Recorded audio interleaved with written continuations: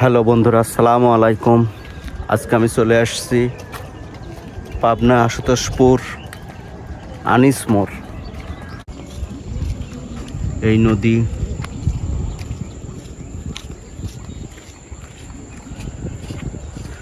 এই নদীতে কিছু স্মৃতি আমার আছে, যেটা আমি আপনাদের সঙ্গে আজকে শেয়ার করার জন্য আসছি। এবং এটা প্রায় আজ থেকে আরও 30 বছর আগে বা 28 বছর আগে হবে। সেই সময়ের কিছু স্মৃতি এখানে আছে, আর সেটা আপনাদের সঙ্গে শেয়ার করার জন্য আজকে এই আনিস মোড়ে চলে আসছে।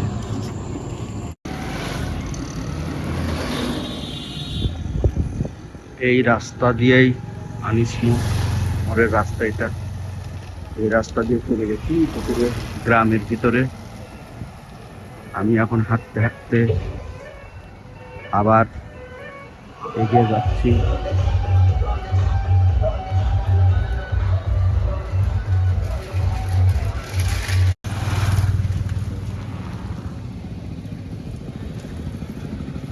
রাস্তার দুই পাশ দিয়ে ছোট ছোট চায়ের দোকান, মুদিখানার দোকান।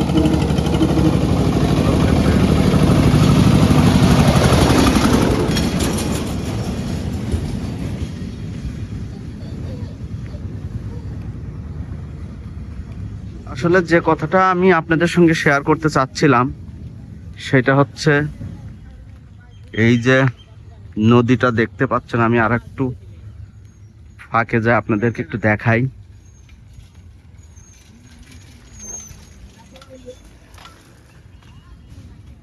এই যে নদী, এখন তো সেই নদী শুকায় গেছে, ছোট হয়ে গেছে। আগে এই নদীটাই অনেক বড় ছিল, অনেক বড় ছিল। এখন তো শুকায় পানি কমে গেছে।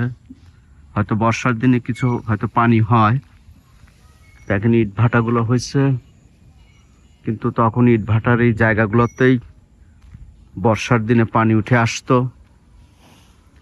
আসলে আমি এই ডিপচার লাউদারারই ছেলে। যারা আমাকে চেনেন অবশ্যই কমেন্টে জানাবেন, আর শুধু কমেন্টে জানাবেনই না, পারলে আমার চ্যানেলটা একটু সাবস্ক্রাইব করে দিবেন। আর এই নদীতে আমি যখন ছোট ছিলাম তখন আমার মনে আছে, আমার বয়স হয়তো 5-7 বছর হবে। আমার আব্বার সঙ্গে করে আমি এই নদীতে মাছ মারতে আসতাম।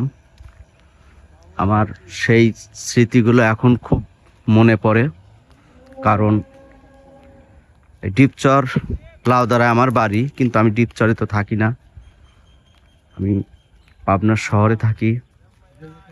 যার কারণেই অনেক দিন পরে আমি এই নদীর ভিডিও করার জন্য, ভিউ নেওয়ার জন্য আসছি।